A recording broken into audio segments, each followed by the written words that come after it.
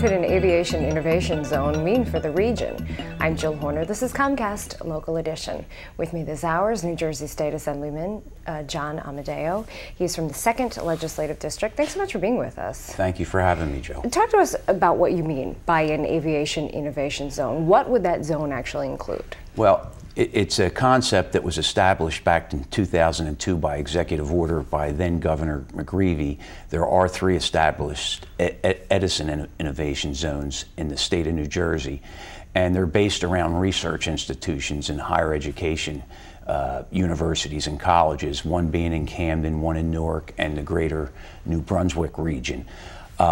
With the Next Generation Aviation and Research Park coming to our FAA Tech Center, my colleague Vince Palestina and I came together to try and create an innovation zone right here, aviation related, that would encompass Stockton College as the main hub as research, and including Hamilton Township, where Atlantic Cape Community College is, because there's going to be a lot of training programs and incentives to to help market the workforce. So we're talking about a variety of different components, including that research component, and you're proposing 5 pieces of legislation. The first is to establish this Aviation Innovation Zone, but let's get into some of the specifics about how these other pieces of legislation would work, things including tax incentives. Yes, actually the second component of this package of bills would include for the workforce, for training and internships in cooperation with Stockton and ACCC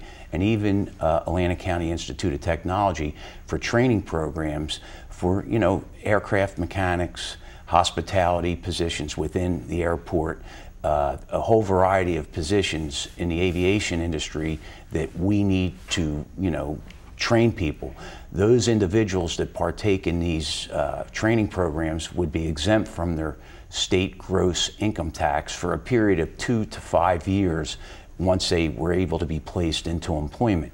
It's sort of an incentive, for people to look towards that industry, because I believe with this next generation air traffic control system being implemented in the next few years, ridership's going to be increased. There's going to be a lot more aircrafts coming into our local airport, Atlantic City International. So we'll be able to create these jobs and train the people so that they can do it. What about the idea of internships and other programs? Is that part of the importance of having these higher education connections? Absolutely. We need to utilize what we have here, and in cooperation with Stockton and ACIT and Atlantic Cape Community College, everybody has really supported these bills so that they're all on board, and it's going to be a part of being able to fulfill the needs of the industry as we move forward. The third component of the bill just goes to extend incentives to the business end so that we can create the public-private partnerships with our education institutions and private industry, that they can come in and then they would be able to take advantage of when they start their business.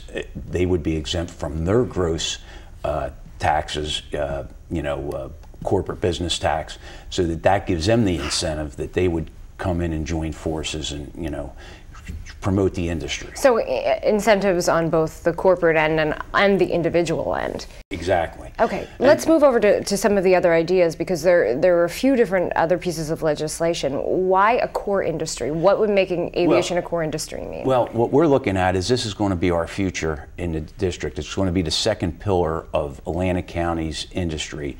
We've seen that the biosciences, stem cell research, communication and information technology are vital to the economy of the state of New Jersey. Vince and I wanted to include aviation as a core piece of the economic development in the state. And then lastly, we wanted to designate someone from the state of New Jersey under the DOT to be a liaison, as representing state government as a part of this whole initiative. Please come back and give us an update. Let us know how these ideas are moving forward. Thank you, Jill. Absolutely will. Thank you. We've been talking with New Jersey State Assemblyman John Amodeo. I'm Jill Horner.